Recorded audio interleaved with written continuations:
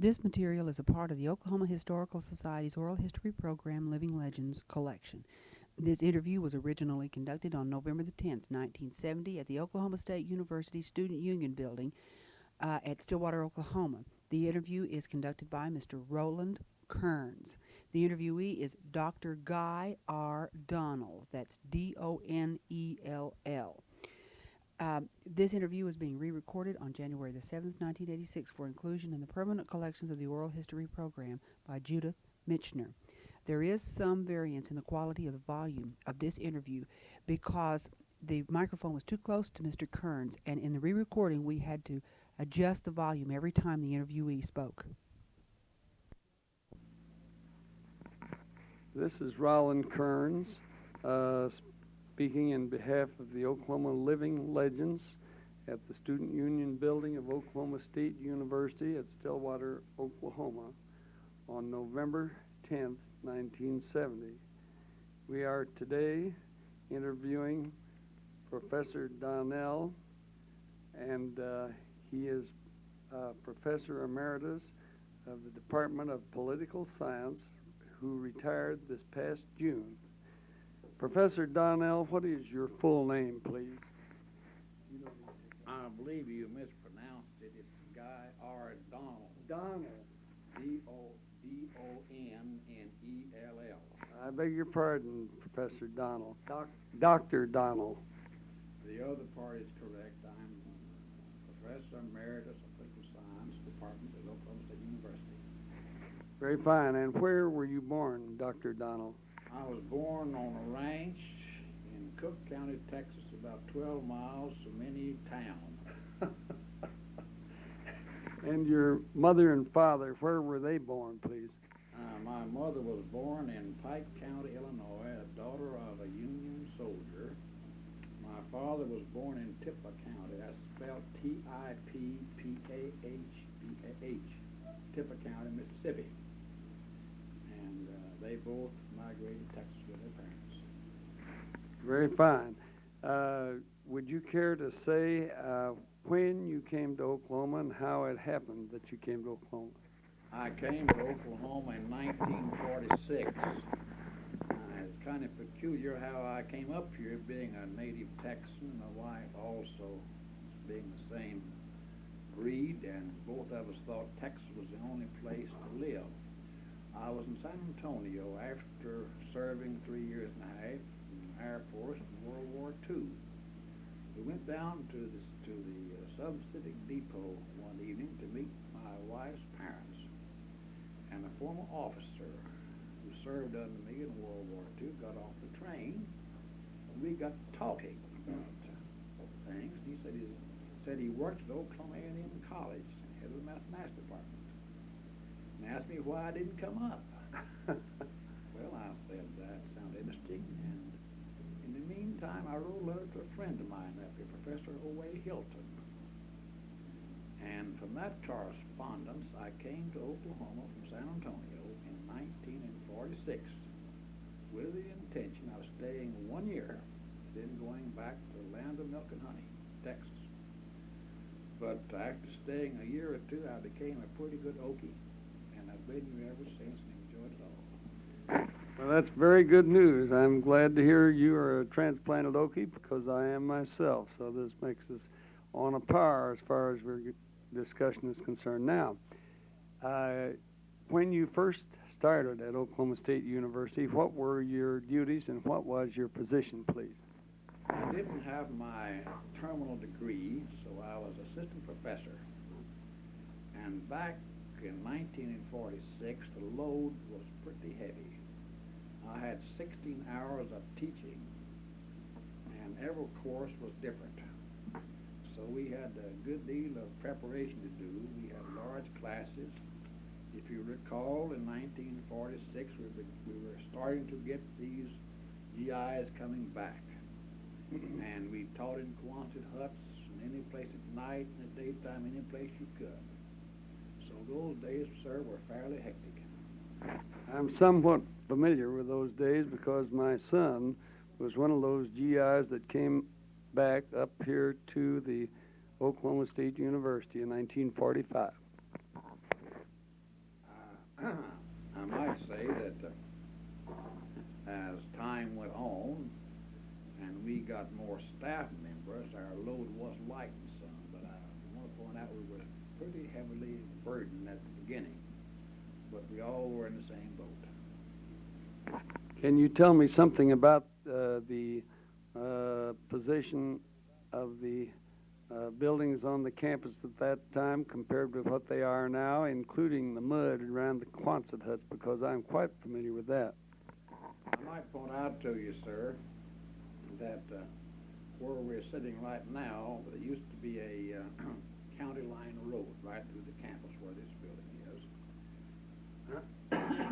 All of the trucks and all of the traffic came right through the campus. And we had our right with a power plant with a big tall smokestack sticking up. And I might point out we all came out to see that smokestack when they blew it down and got a new power plant. The Quonsets were very thick. We had offices in the Quonset huts. We had classes in the Quonset huts. They were very cold. You had to put your feet on the desk to keep you warm because of the thin boards on the floor. And mud, as you might guess, was pretty bad. And then we had grass later on around the Quonset huts, but it seemed like the physical plant thought the only time that they wanted to mow the grass was in the morning when we had our classes. They couldn't wait in the afternoon when there were fewer. So we had to fight the lawnmowers and the carpenters who were repairing those buildings. So sometimes talking above the carpenters and the mowing machine was quite a task. Well, Dr. Donnell, of the students that you've had over the past, I believe it's 24 years, have you had any outstanding political figures result from any of your classes? Well, not so many political figures. I have some of my students in the legislature, of course. I have one who was in the Attorney General's office and is at the present time. I don't recall many of my students getting higher positions. I might point this out that I also taught classes in state and municipal government, local government, which the College of Education was interested in. So I expect to have more of my students in positions in colleges and so forth. May I give an example? Surely. Dr. E.T. Dunlap, who's, I believe, Chancellor of the Board of Regents, is a former student of mine. In fact, I was also on his doctoral dissertation. And I must have caused E.T. a lot of trouble because every time we meet, he mentions that examination. I might point out that a good many superintendents who hold doctorate degrees in this institution had my classes. So I expect I've got to have more people who have gained somewhat fame in the field of education than I have in the field of politics.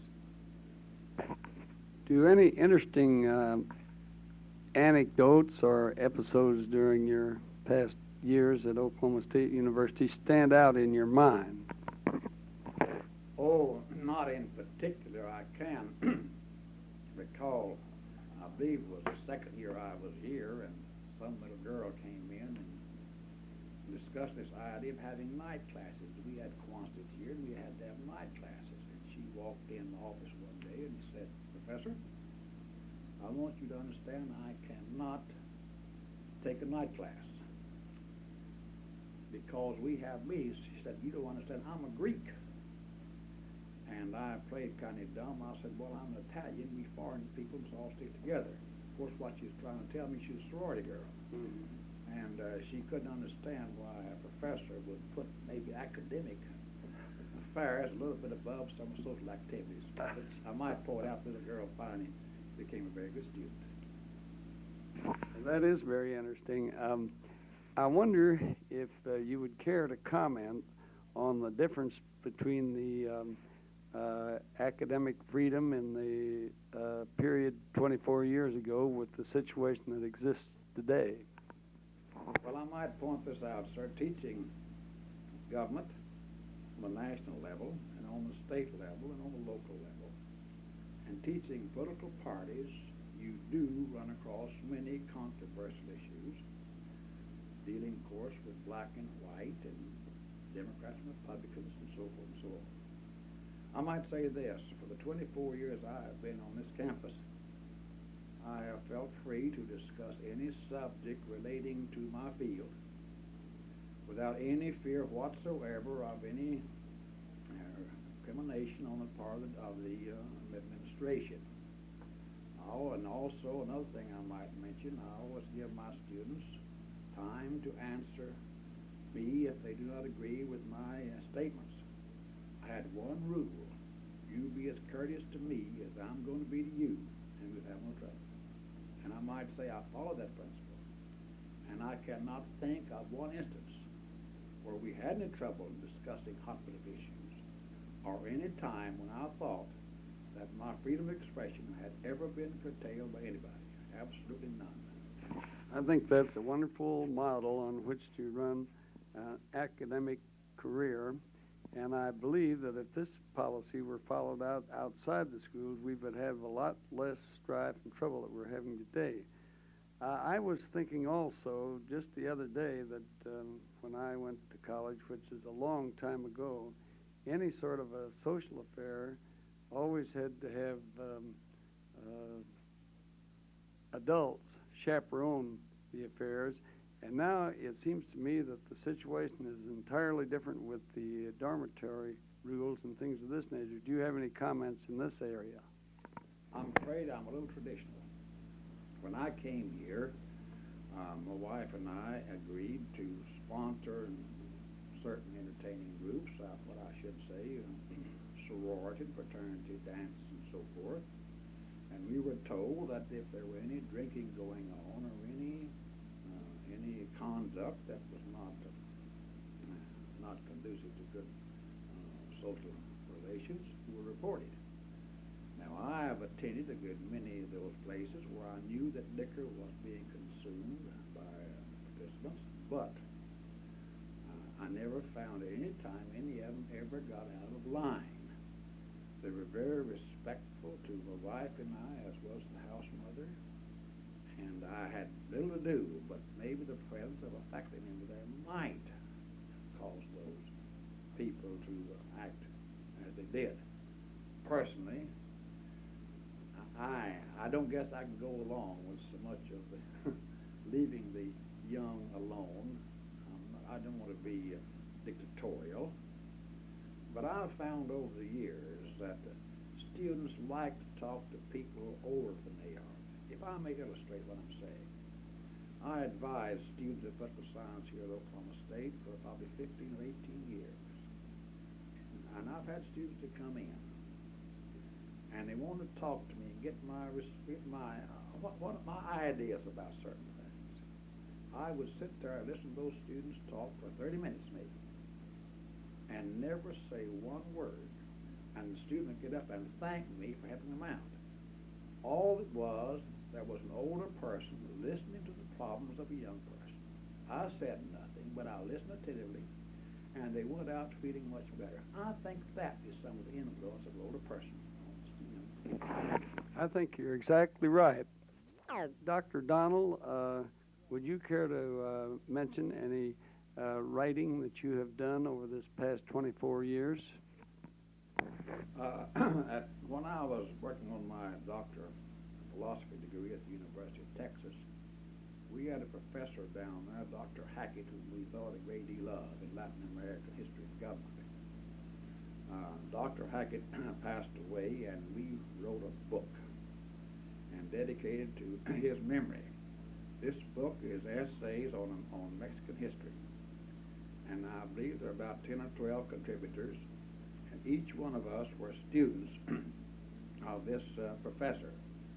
My contribution was the United States government at Veracruz during our military occupation in 1940. I've also written some brochures on municipal government we've had here. I might note a few things. I've been quoted by a Mexican student who got his master's degree at the University of Mexico quoting my work, and also a Japanese student who teaches in one of the Japanese institutions of higher learning in Japan. I don't know what he said about me, although my name was in English. What he said about me was in Japanese, so I'll have to assume the best on that. Well, it would be interesting to know what he said. I'd like to ask you one question that may be a little personal. You don't need to answer unless you want. But in viewing back over the career, would you choose this type of work again if you had the chance? If you give me time, I'll explain. I have tried to quit the teaching profession many times. For example, when I finished high school and went to North Texas State College with $15 in one pocket and a scholarship in the other, I started out in pre-law. I was going to be a lawyer. I liked to go with my father to the courthouse and watch the lawyers operate.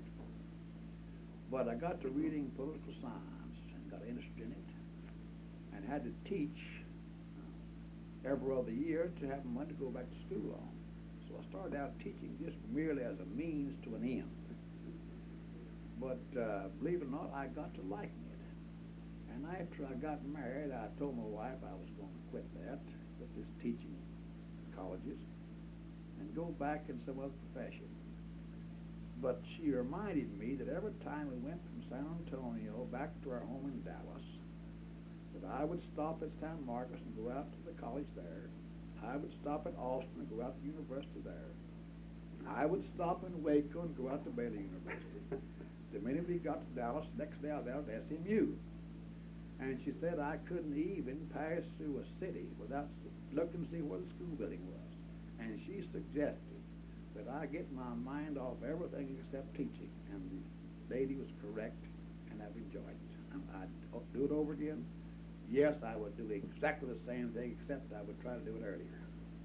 I think that's a very fine tribute to your work that you've done. You can see that you really liked what you were doing. May I inquire about your family, Dr. Donnell? Well, unfortunately, I was married at the late age of 42. Being a child of the Depression, I might say, I had other obligations, and so I was married late in life. Therefore, my wife and I have no children. What we have done, we've had nieces and nephews who, over the years, have needed little, shall we say, monetary aid or a little assistance otherwise, and we have tried to do that. And also to help a few students here to make their way through the college. That's what I'm doing now. I still maintain an office in the political science department, and I'm working a little bit with continuing education. I'll probably do some counseling a little bit later on. I thought after I retired here at Oklahoma State, I would go back to Texas. But my wife and I have agreed that is absolutely incorrect, that we will stay in the Sooner State and stay at where we live and where our friends are. So I will do a little work just as I feel like it, probably in counseling, something like that, with graduate students. Dr. Donnell, we hear so much about campus unrest and the difficulties that the younger generation, I guess I should say, are having today. Would you care to comment on your attitude toward this and what the solution might eventually be? Well, I think one thing that probably causes campus unrest is the affluence of our students who are on the campus today. Back when I was in school, if I might call back many years, we had no automobiles. We would our way from Norman back to my hometown and so forth. And we were a little bit too busy, or I was, I should say, washing dishes between times to keep my finances in a state of repair. And I think that's one thing that's contributed to it. But now another thing on the student side. These students are so much better informed than I was about the various things. they seem to think that we older people have acted so many times as hypocrites, that we would do things which we would conceal, and they raise the question, if I do something in the open, which you did concealed, which sin is the greater? And it's a little bit hard for me to explain that to a student. Another thing that comes up, we have this problem of getting speakers on the campus, and sometimes I think students might want to get speakers, not because of what they would say, but because they think it's maybe a little bit a feather in their cap to get some highly controversial person.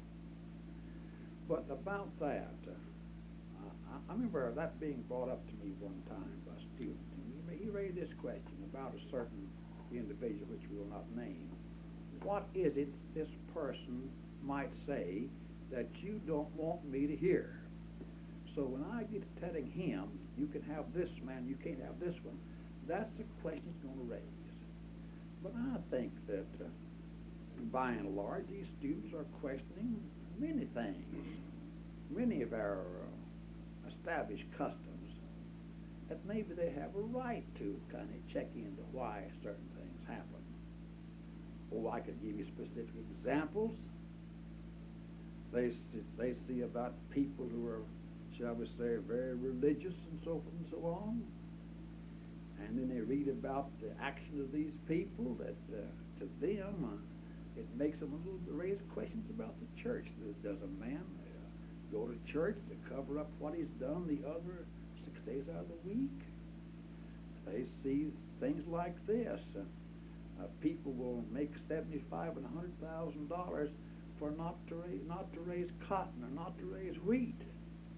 Now that's all right to those people, but if you try to give a little colored boy in Mississippi a quarter to buy him something to eat, that's charity.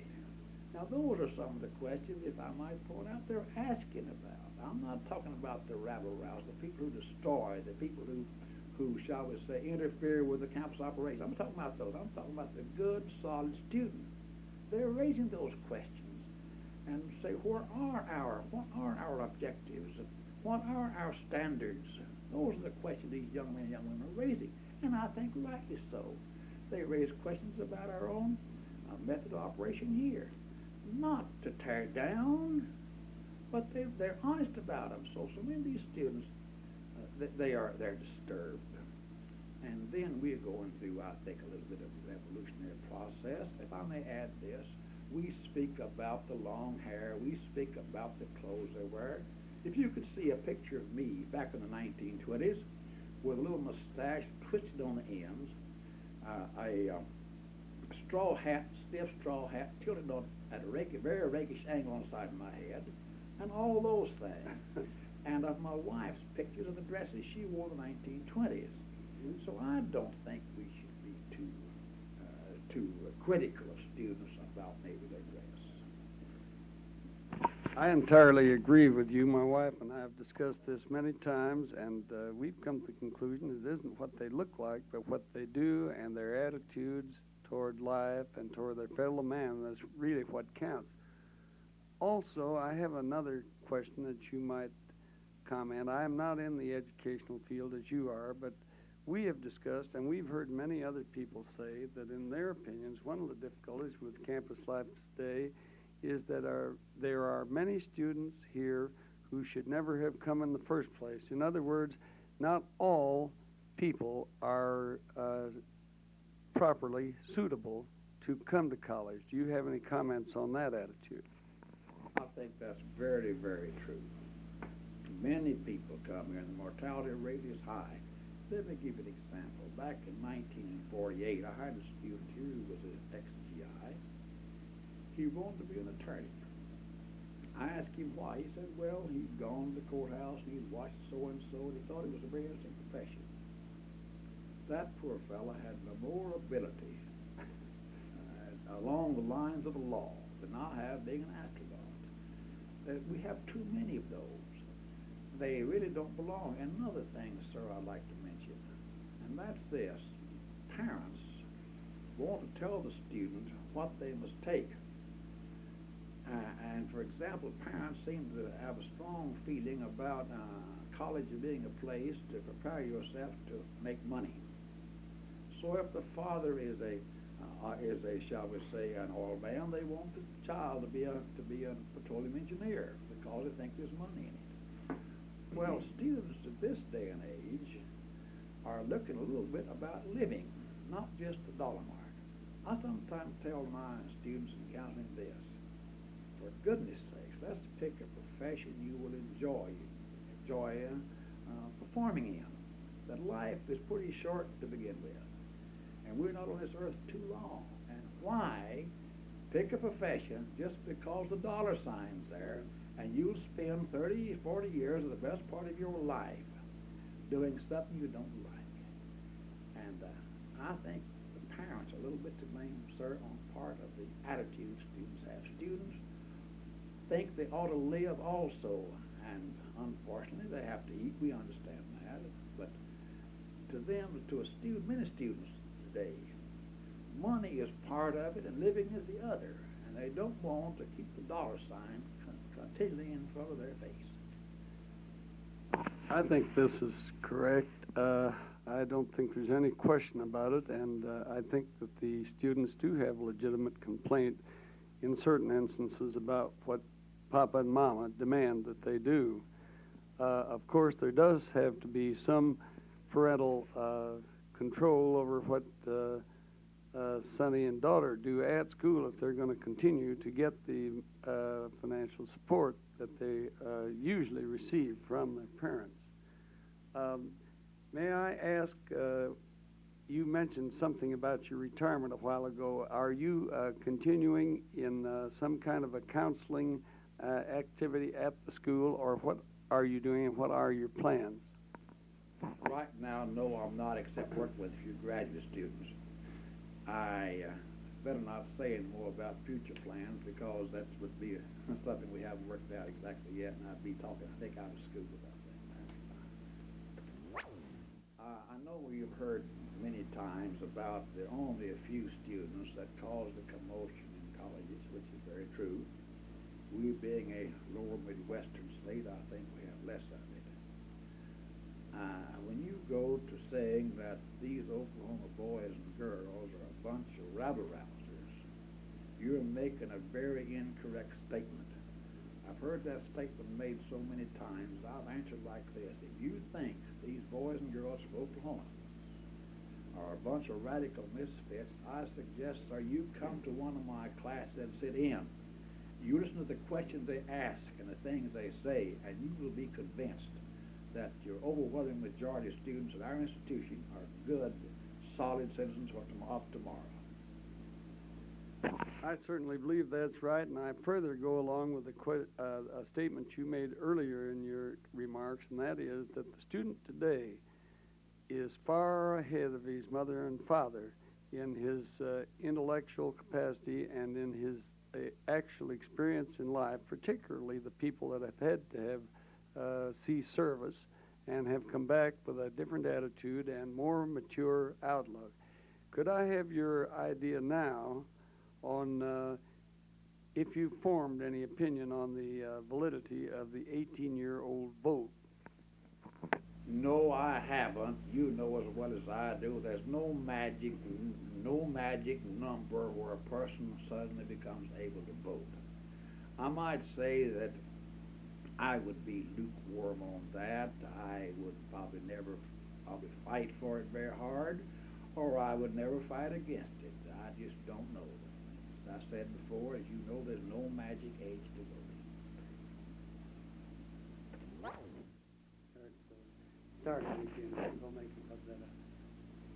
I'd say we're talking about did you give athletes any consideration over anybody else? Yeah. The answer is no. As I said, Mr. Ibu, who has been here several years, had a pretty strong rule about that the student had to make his grades without any interference on the part of the athletic department.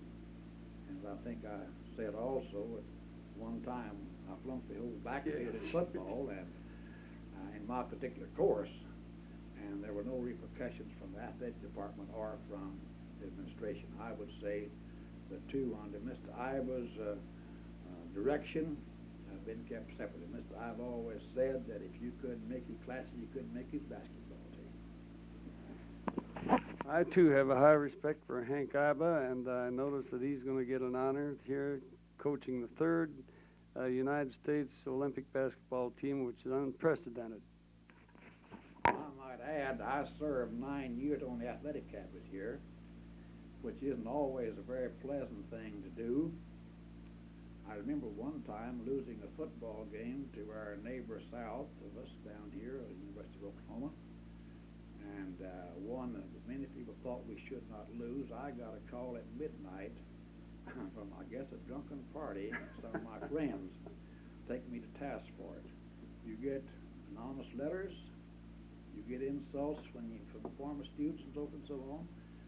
And also, I've been through this idea of firing one coach and hiring another one. And I almost lost a corn crop one time over that operation. So the athletic departments in most of the universities have become so large, I wonder if sometimes they might not fall with their own weight. I don't know, but we should seem like something should be done about that. Donald, has there at OSU been any particular racial difficulties on the campus within the past 5 years? And if so, what is your attitude, and do you consider it a serious problem? I wouldn't say we had serious problems. We've had a little bit of a problem with some of our black students. I think one time they raided the library and I think dumped some books on the floor. But I would say that by and large, we've handled our racial problem pretty well. You always get, of course, rabble-rousers and so forth and so on. But sometimes a rabble-rouser neglects his academic subjects, so he isn't around very long. And so I would say that I think we've done a pretty good job. I think the administration has tried to give respectable jobs to our black students. By that I mean not just menial tasks. I think they've done that in more than one instance. They've attempted to hire black professors, and you probably know everybody else wants to do the same thing. You can't hardly get them. So I would say that we have been very fortunate here in having a minimum of amount of unrest as a result of racial tensions. Dr. Donald, is there any real solution to the increasing cost of education, not quite as much as hospitalization, but certainly on the increase as far as you can see? Yes.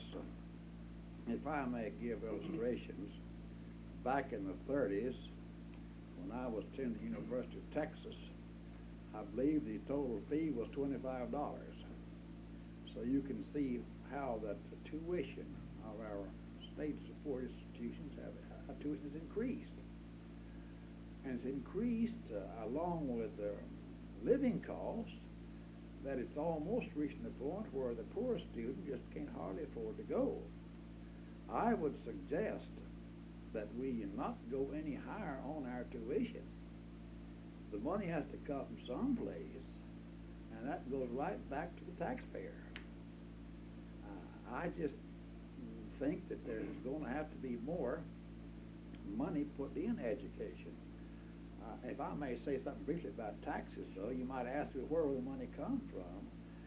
Well, that's pretty hard to answer. I might say this, that Oklahoma does not rate high in the amount of money that they put into higher education. But if you will compare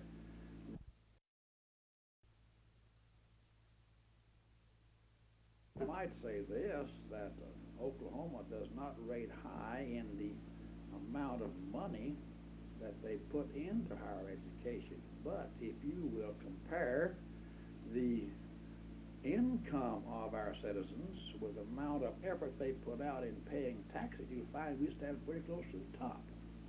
Unfortunately, we are not a high-income state. Our effort is high, although the money is not forthcoming.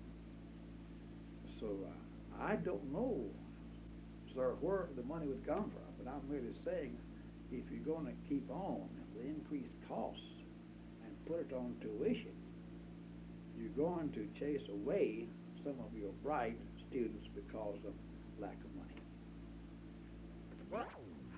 Thank you, Dr. Donnell, for a most interesting dissertation on your career at Oklahoma State University. It has been most engrossing, and I wish you many happy days of retirement.